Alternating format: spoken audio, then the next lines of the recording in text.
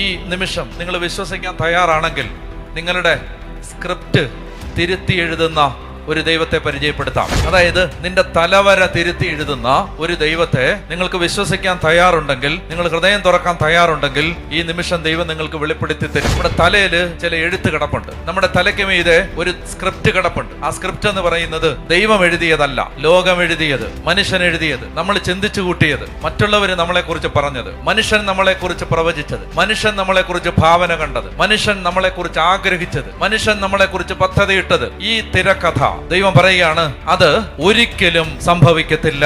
ഞാൻ എഴുതിയ ഒരു കഥയുണ്ട്, അതാണ് സംഭവിക്കാൻ പോകുന്നത്. നിനക്ക് വിശ്വസിക്കാൻ തയ്യാറുണ്ടോ? എന്റെ ജീവിതം രക്ഷപ്പെടത്തില്ല, നേരെയാവത്തില്ല, ഞാൻ ഈ പാപത്തിൽ നിന്ന് മോചനം പ്രാപിക്കത്തില്ല, ഈ അടിമത്തത്തിൽ നിന്ന് എനിക്ക് മോചനം ഉണ്ടാവത്തില്ല, എന്റെ ദാരിദ്ര്യം മാറത്തില്ല, എന്റെ കുടുംബജീവിതം ശരിയാവത്തില്ല, എന്റെ മക്കള് നേരെയാവത്തില്ല. പ്രിയപ്പെട്ട മക്കളെ, ഇത് ശത്രു എഴുതിയ തിരക്കഥയാണ്. കേൾക്കുന്നുണ്ടോ?